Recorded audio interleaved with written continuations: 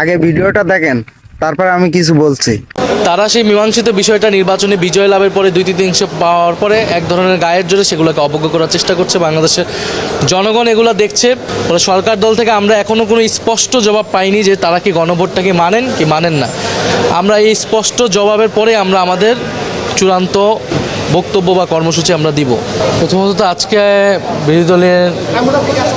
বিরোধী দলীয় নেতা বিষয়টি উত্থাপন করেছিলেন, কিন্তু তারা বিভিন্ন নিয়ম নীতি দেখিয়ে এই বিষয়ে আলোচনা করতে দেননি বা সরকার দলের পক্ষ থেকে আমরা কোনো উপযুক্ত জবাব পাইনি।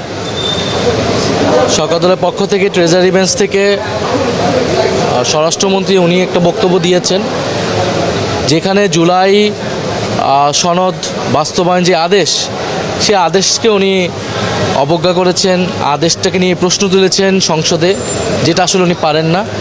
কারণ গণভোট হয়েছে এই আদেশের ভিত্তিতে। আপনি যদি গণভোট মানেন, গণভোটের রায় মানেন, তাহলে এই আদেশটাকেও মানতে হবে। এবং সরকার দলীয় মাননীয় প্রধানমন্ত্রী তিনিও কিন্তু হ্যাঁ এর পক্ষে প্রচারণা করেছেন। ফলে সরকার দল থেকে আমরা এখনও কোনো স্পষ্ট জবাব পাইনি যে তারা কি গণভোটটাকে মানেন কি মানেন না। আমরা এই স্পষ্ট জবাবের পরে আমরা আমাদের চূড়ান্ত বক্তব্য বা কর্মসূচি আমরা দিব।